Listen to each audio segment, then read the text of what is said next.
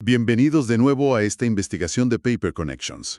Hoy llegamos al tercer capítulo de nuestra serie histórica, dentro de la Revolución Haitiana. En el episodio 2, rastreamos cómo la carta cruzó un océano en llamas. Ahora, en el episodio 3, seguimos un rastro secreto para descubrir la verdad final sobre quién era realmente este hombre. Un lugar donde la cruz de la iglesia choca de frente con la brutal economía del azúcar. Y es un choque que lo cambia todo, desde luego. Totalmente.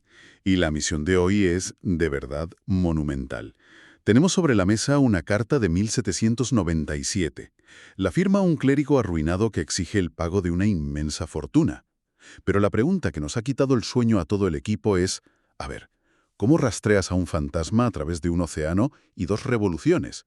¿Cómo confirmamos, con pruebas reales, que el sacerdote que escapó de las cenizas de una colonia es exactamente el mismo que reaparece construyendo un imperio en la otra punta del continente? Claro, es que la respuesta a esa pregunta no la vamos a encontrar en las suposiciones históricas habituales. O sea, la encontramos en la química forense y en la geometría de los trazos de la propia pluma. Para quienes nos escuchan, es fundamental comprender una cosa. En los archivos coloniales, nombres como Thomas se repiten por miles. Es un nombre súper común. Para tener certeza absoluta de que hablamos del mismo individuo, tuvimos que someter los documentos a un rigor científico, implacable. Y quiero transmitir de verdad la pura adrenalina que se vive cuando trabajamos en los archivos de esta inmersión profunda. Hay algo muy físico, muy visceral en este proceso.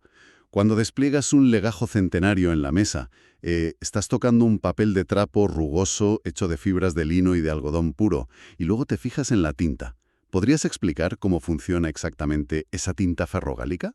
Porque no es simplemente color puesto sobre una página, es un proceso casi destructivo, ¿verdad? Es una reacción química fascinante, fíjate. En aquella época, la tinta se fabricaba mezclando sales de hierro con ácido tánico que se extraía de las agallas de los robles. Al aplicarla sobre el papel y quedar expuesta al oxígeno, la tinta se oxida y se vuelve muy oscura. Y literalmente quema las fibras del papel con el paso de los siglos. ¡Ostras! Sí, esa oxidación es la que nos permite datar la autenticidad física del documento. Pero, y aquí viene lo interesante, lo que realmente nos dio la clave definitiva de la identidad del padre Thomas fue la estructura biomecánica de su caligrafía. En la grafología forense buscamos las anomalías. Los tics. Exacto. Esos pequeños tics inconscientes que la mano simplemente no puede ocultar por mucho que quieras. Y madre mía, este hombre tenía unos tics muy particulares. Cuando analizamos la carta original, hay una letra D minúscula que me parece fascinante. En lugar de trazarla siguiendo las normas de la caligrafía educada francesa de la época, que era súper estricta, la dibujaba con un bucle completamente abierto y además trazado en sentido contrario a las agujas del reloj. Esa es la primera anomalía clara, pero la segunda es aún más definitiva. Y la encontramos en su firma, concretamente en la T mayúscula de Thomas. El cura realizaba un trazo vertical aplicando una presión inusual, muy fuerte, sobre la pluma, y luego dibujaba la barra transversal superior completamente desprendida. O sea, quedaba flotando a la izquierda del pilar central. Es como si dibujara el techo de un edificio totalmente desconectado de su columna. Es una rareza arquitectónica en el papel, tal cual. Entonces, armados con esta geometría tan caprichosa de la T flotante, nuestros investigadores cruzaron todo el Golfo de México buscando coincidencias. Y de pronto, bingo. En los registros polvorientos de la Catedral de San Luis en Nueva Orleans, 12 años después, encontramos la huella. 12 años después. Sí. Un registro de bautizo fechado el 30 de diciembre de 1809. La firma reza C. Thomas. Y ahí está, la misma D minúscula invertida y la misma T mayúscula desprendida. Es literalmente como encontrar un hilo minúsculo y específico en un inmenso tapiz que además ha sido devorado por las polillas. ¡Qué barbaridad! Y el documento en sí mismo, ese bautizo, es un microcosmos de la época. Hablamos del bautizo de una niña esclavizada que se llamaba Lucé. Su madre, Lise, también esclavizada, era propiedad de una mujer llamada Marguerite Cholet. Y lo revelador de esta señora, de Cholet, es que era una mujer mulata libre, o sea, parte de las llamadas gens de couleur libres en francés, y además era una refugiada recién llegada de Saint-Domingue. Exactamente, o sea, toda la estructura social de la colonia destrozada se había trasladado, intacta, a los registros de Nueva Orleans. Pero, a ver, detengámonos en la forma en que él firma su nombre porque hay una psicología aquí que a mí me desconcierta por completo. Fíjate, en 1797, en la primera carta, él firmaba con la arrogancia absoluta de su cargo. Ponía Tomás Curré, es decir, el párroco titular. Sí. Pero en este registro de Nueva Orleans de 1809, añade a su firma las palabras Ancien Curé de Saint-Domingue, antiguo párroco. El mundo del que provenía ha sido reducido a cenizas literales. La colonia ha sido barrida por la revolución más exitosa de la historia, y el nombre de Saint-Domingue ya no significa absolutamente nada en el mapa imperial. ¿Por qué aferrarse a un título de un reino fantasma? Ya, parece pura nostalgia. Pero si analizamos las leyes canónicas de la época, te aseguro que no se trata de melancolía ni de orgullo herido en absoluto. Es un escudo institucional puro y duro para su propia supervivencia. A ver, el padre Tomás nunca fue ordenado en la diócesis de Luisiana. Carecía de credenciales locales válidas para impartir los sacramentos allí. Claro, era un forastero. Totalmente. Al escribir Ancien Curé, está estableciendo legalmente la cadena de custodia de su autoridad eclesiástica. Su poder, digamos, derivaba de una jurisdicción francesa preexistente, y bajo el derecho canónico, esa autoridad eclesiástica no desaparecía simplemente porque el territorio político de origen hubiera cambiado de manos o ardido hasta los cimientos. Era su justificación legal para operar dentro de esa catedral sin ser expulsado de inmediato por el clero local. Madre mía. Es de una frialdad burocrática asombrosa. Ahora bien, todo esto plantea el misterio central de nuestra investigación. Vemos a este clérigo exigiendo fortunas en la carta original, actuando con la sofisticación de un magnate. Un simple párroco rural no amasa deudas de esa magnitud, es imposible. Para entender cómo funcionaba su engranaje financiero, creo que tenemos que dar un paso atrás y diseccionar la inmensa maquinaria económica de su orden religiosa, porque francamente, la historia de cómo la Iglesia operaba en el Caribe es para no creerla. Es brutal. Para comprender las raíces de este sistema, debemos retroceder a mediados del siglo XV, fíjate, mucho antes de que el primer cargamento de azúcar saliera de América. La justificación de la trata atlántica no fue una improvisación comercial de unos cuantos mercaderes, requirió una intrincada arquitectura teológica construida directamente en Roma. Hablamos de la bula papal Dum Diversas del año 1452 y la Romanus Pontifex de 1455. Pero, a ver, ¿cómo funcionaban exactamente estas bulas a nivel práctico?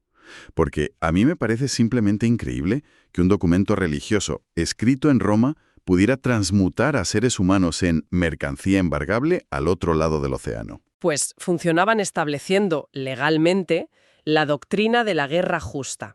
El papado otorgó a las coronas católicas la autoridad legal explícita, por escrito, para invadir territorios no cristianos y reducir a sus habitantes a la esclavitud perpetua.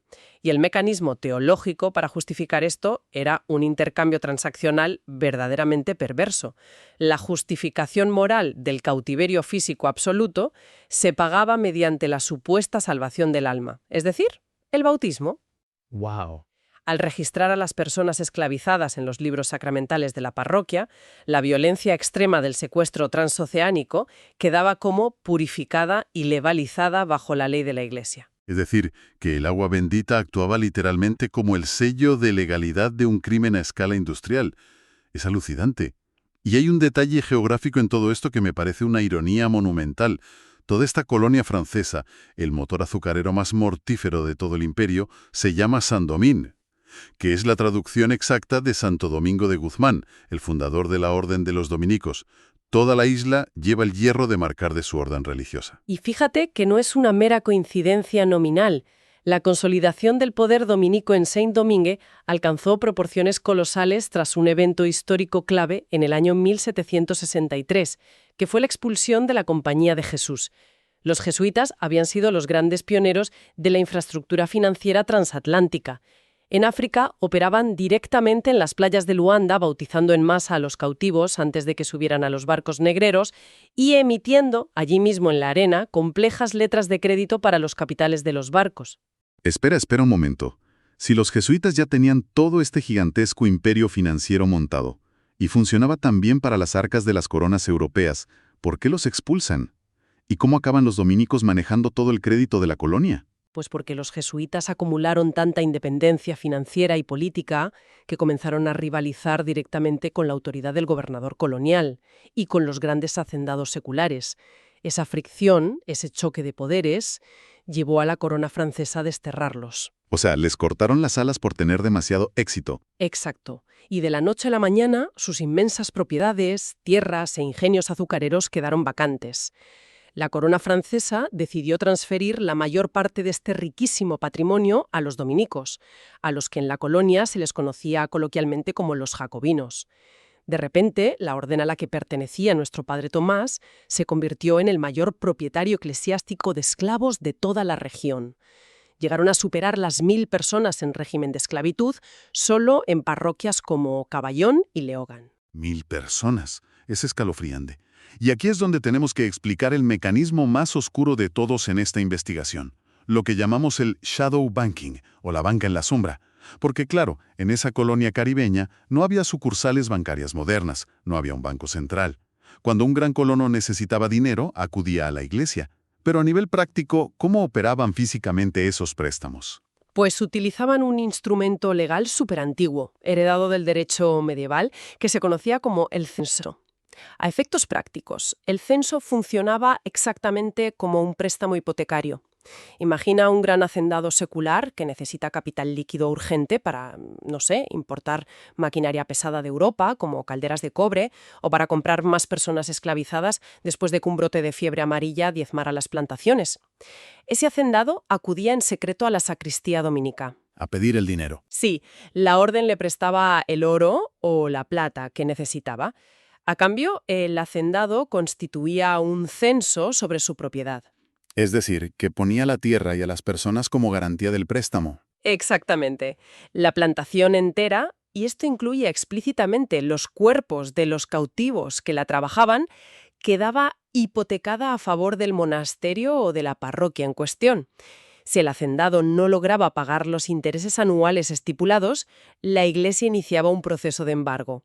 Ejecutaban la hipoteca, despojaban al deudor de su tierra y tomaban posesión legal de las familias esclavizadas para subastarlas o simplemente ponerlas a trabajar en las propias haciendas de los dominicos. El Evangelio y administraban la extrema unción. Y el lunes por la mañana, esos mismos hombres enviaban notarios armados con papeles para ejecutar embargos sobre seres humanos, separando familias enteras como si estuvieran liquidando un inventario de mulas o barriles de melaza. Es el triunfo absoluto y aterrador de la contabilidad sobre la fe cristiana. Totalmente.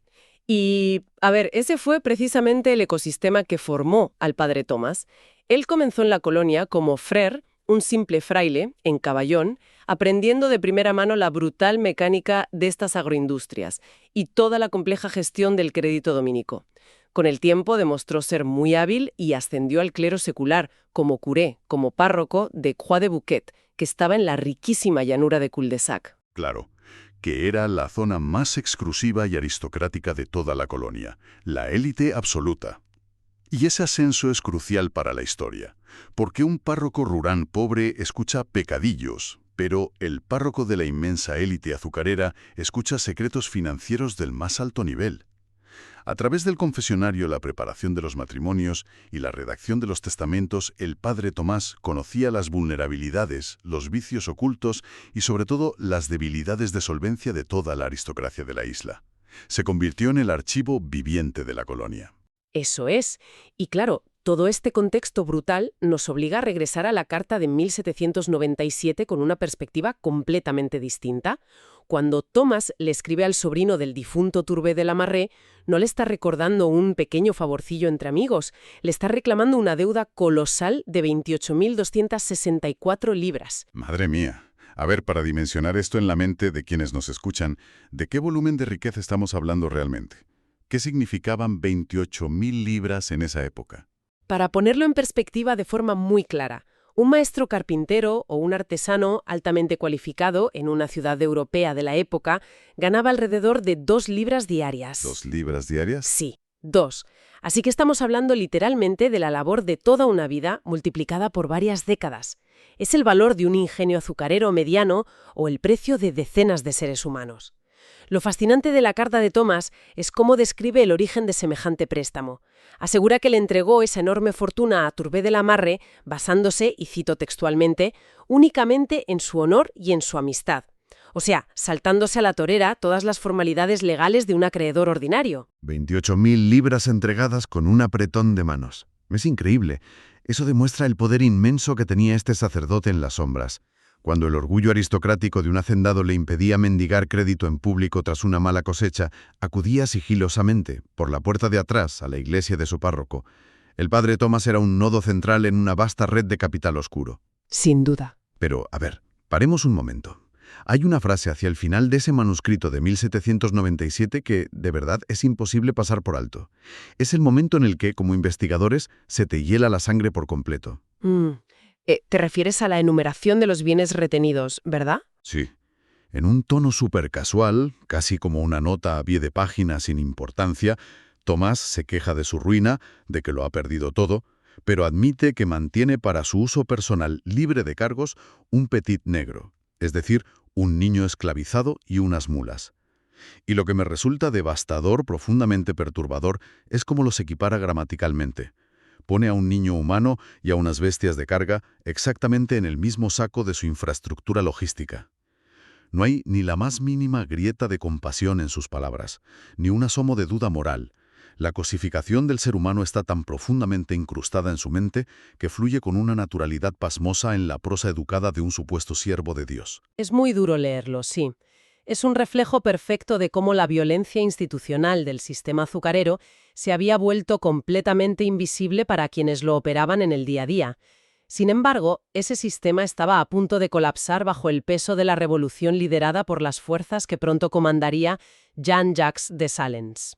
Claro. La victoria arrolladora del Ejército Negro y la inminente declaración de independencia de Haití en 1804 destrozaron por completo los cimientos financieros de Thomas.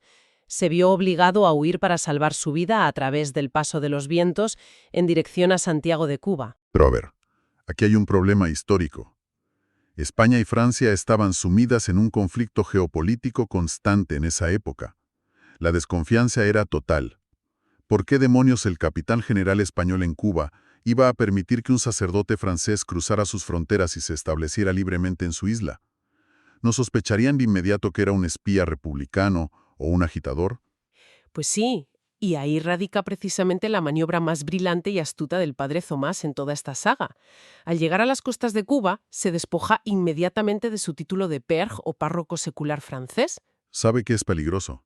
Claro, sabía que como clérigo galo, su jurisdicción había muerto junto con la colonia y despertaba sospechas inmediatas. Así que revisa los estatutos a su favor y vuelve a firmar en los registros cubanos como Frère Tomás, hermano Tomás. Invoca su condición original de fraile de la Orden de Santo Domingo. Es un camaleón canónico absoluto. O sea, pasa de ser un párroco arruinado a usar el manto protector de una orden religiosa internacional cuando le conviene. Es increíble la astucia financiera y legal de este sacerdote. Exactamente. Fíjate, la España colonial podía despreciar a los franceses todo lo que quisiera, pero reconocía profundamente la jurisdicción universal del papado y el prestigio inmemorial de la Orden de los Dominicos, que al fin y al cabo era de origen español, fundados por Santo Domingo de Guzmán. Claro, claro. Esa simple maniobra semántica de usar la palabra frère le proporcionó un escudo teológico impenetrable bajo el cual pudo integrarse tranquilamente en la vida eclesiástica de Santiago de Cuba y, lo más importante, reagrupar desde allí su red de exiliados. Es alucinante. Cambia su título eclesiástico de la misma forma que un agente secreto falsifica un pasaporte en la frontera para sobrevivir a la caída de un régimen. Se ríe en la cara de las autoridades. Sin embargo, la geopolítica, como sabemos, no tiene piedad de nadie. Ese refugio en Cuba, construido con tanta astucia legal, estaba condenado a desintegrarse muy pronto. Así es. El golpe final no vino del Caribe en esta ocasión, sino de Europa. En 1808, Napoleón Bonaparte toma la catastrófica decisión de invadir la península ibérica, detonando la brutal Guerra de la Independencia en España.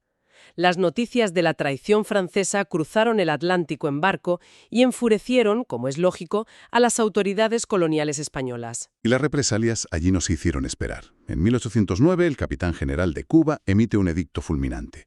Todos los franceses residentes en la isla, independientemente de sus lealtades personales, tienen que ser expulsados de inmediato.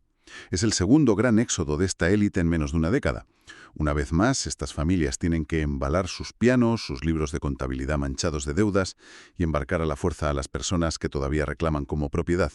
¿Y cuál es su único puerto de refugio posible en ese momento? El delta del Mississippi, Nueva Orleans. Y las cifras de esta migración son verdaderamente abrumadoras. Entre la primavera de 1809 y principios de 1810, más de 10.000 refugiados desembarcaron de golpe en los muelles fangosos de Nueva Orleans. Esta avalancha humana duplicó de la noche a la mañana la población de la ciudad. Las calles se llenaron de aristócratas arruinados, de la influyente y próspera comunidad de gent de color libres y de un enorme contingente de personas esclavizadas expertas en el cultivo intensivo de la caña. Inyectaron en el sur de Estados Unidos el capital oscuro y los conocimientos técnicos más avanzados del mundo azucarero de la época. Y justo en el centro de ese torbellino de barcos, de baúles y de absoluto caos social, desembarca nuestro curtido superviviente, el padre Thomas. Uno pensaría, honestamente, que después de sobrevivir a insurrecciones armadas, a la quema de plantaciones y a 2 exilios forzados, este hombre buscaría un retiro discreto, no sé, para pasar sus últimos años en paz. Pero no, camina directamente hacia el conflicto eclesiástico más virulento de la joven Norteamérica, el célebre cisma de la Catedral de San Luis. Totalmente. Para comprender la magnitud de este cisma, hay que analizar la peculiar estructura de poder de Nueva Orleans. A ver, a diferencia de las parroquias europeas centralizadas, donde manda el obispo, la Catedral de San Luis estaba controlada en la práctica por los marguillers. Los guardianes laicos, ¿no? Eso es. Eran un consejo de ciudadanos laicos muy acaudalados que poseían legalmente los ladrillos, la madera y, lo más importante, las finanzas del edificio de la iglesia. Esta junta laica respaldaba incondicionalmente a un fraile capuchino español muy famoso allí, conocido como Père Antoine. Juntos, Antoine y los Marguillet habían formado un bloque de poder tan arraigado y hostil que rechazaban abiertamente cualquier intento del Vaticano por imponerles autoridad externa. Es fascinante. Los feligreses controlaban la cuenta corriente de la Iglesia, lo que les daba el poder real de vetar al mismísimo Papa. ¿Y qué papel juega el padre Thomas en todo este lío?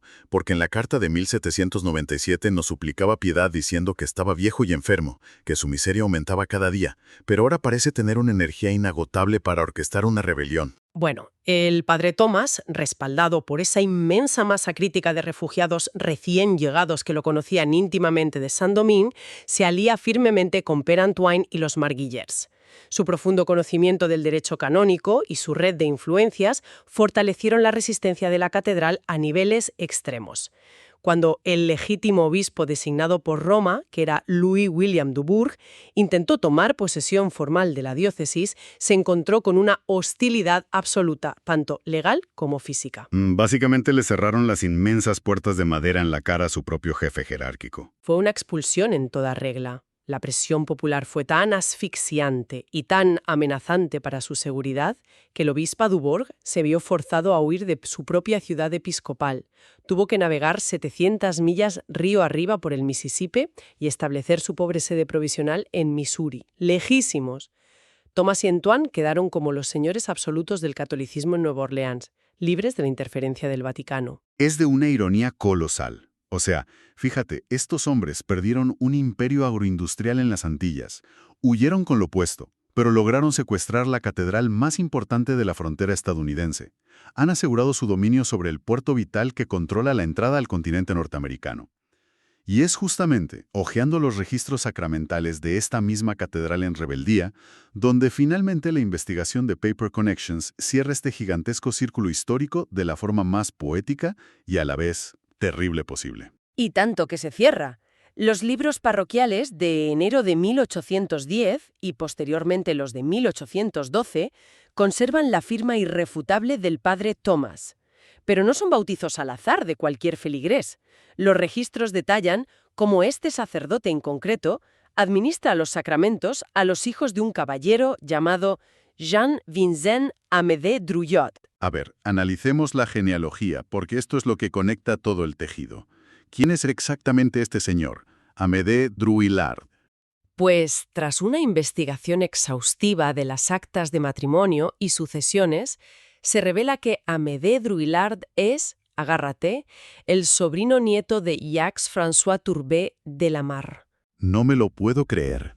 Sí, es decir, es descendiente directo de la mismísima familia a la que el padre Tomás le reclamaba con esa enorme desesperación aquella gigantesca deuda fantasma de 28.000 libras en la carta original de 1797. Me vuela la cabeza por completo. O sea, piensen por un segundo en lo que acabamos de recorrer quienes nos escuchan.